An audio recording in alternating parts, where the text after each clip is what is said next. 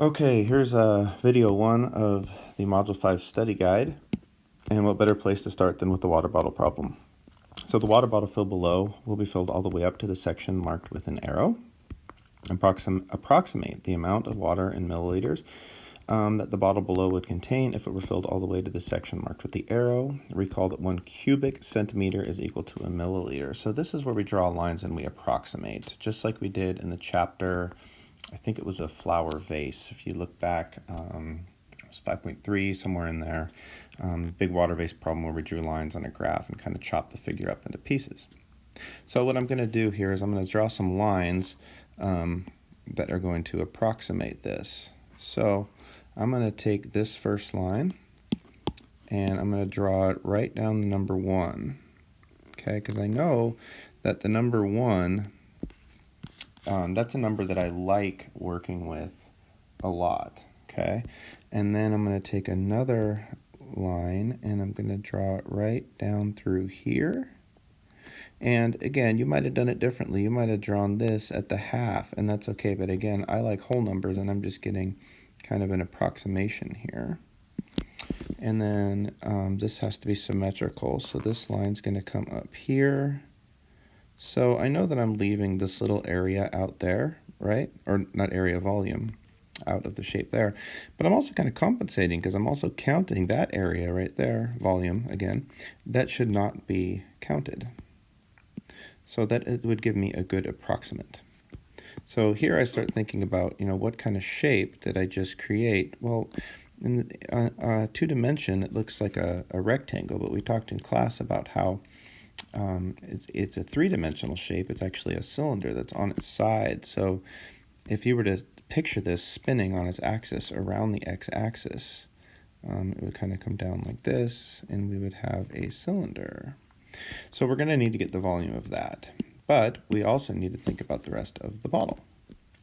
So the rest of the bottle, I'm going to draw a line here. And again, it has to be symmetrical. So if I'm going to go 3 here, I also have to carry that out here, which looks a little odd. But it's going to come out kind of like that. Okay. Now when I'm doing this problem, I got to kind of think ahead, all right? I know that this is going to turn into a frustrum, this top part. But if I go if I start thinking about, okay, I'm going 1 up and 8 over, and I eventually need to find the height of this whole big cone that's going to be created. That's not a lot. Like if I go 1 up and 8 over, 1 up and 8 over, 1 up and 8 over, I'm going to get a height like way out here, which I don't like. So maybe if I were to change that line just a little bit, I could get something that would get me faster to this and not make it quite so tall. So I'm going to alter that red line I drew, and I'm going to go here and here. Now if I'm going 2 up and however many over, the next time I go 2 up, I'm immediately going to get a height somewhere in here. So I've decided that that is a better place to draw my lines.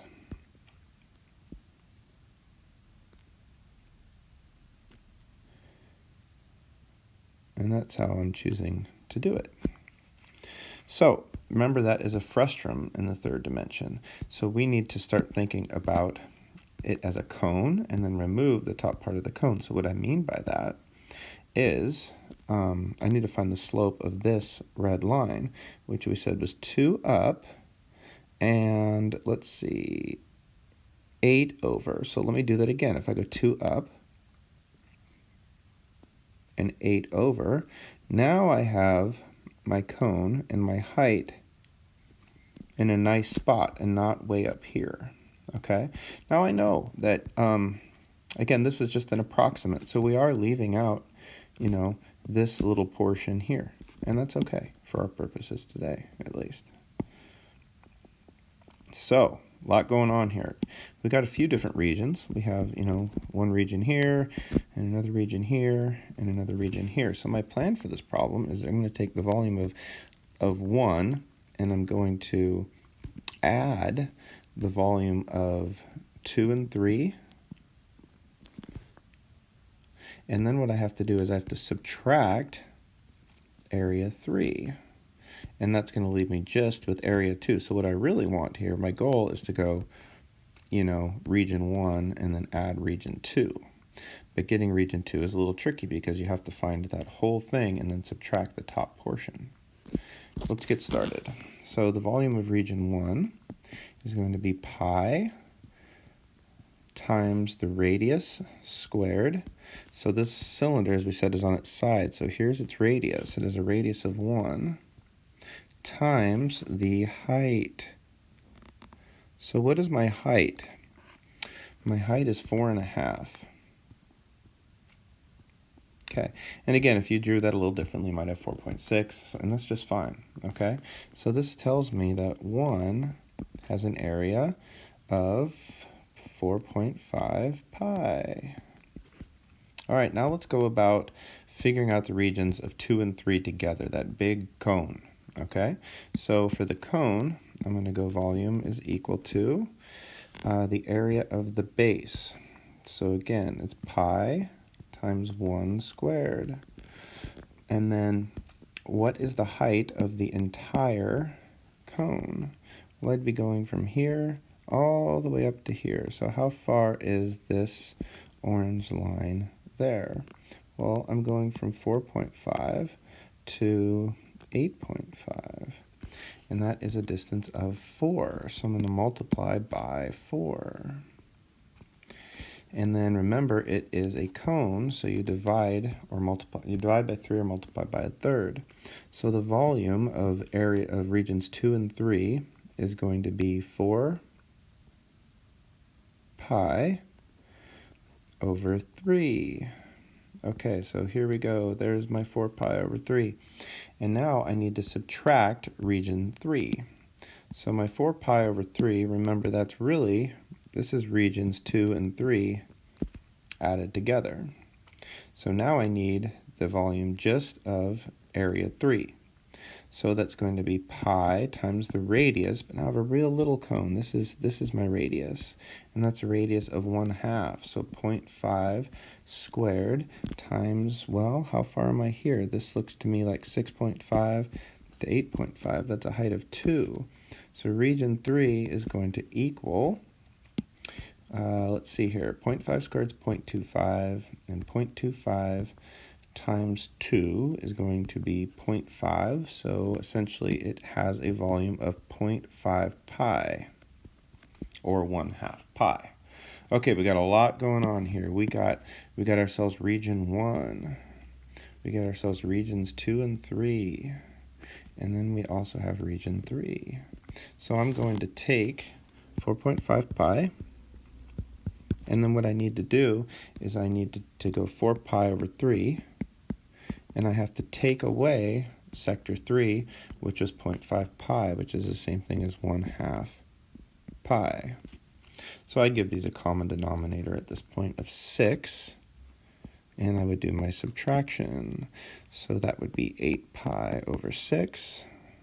Take away 3 pi over 6, which is going to give me 5 pi over 6.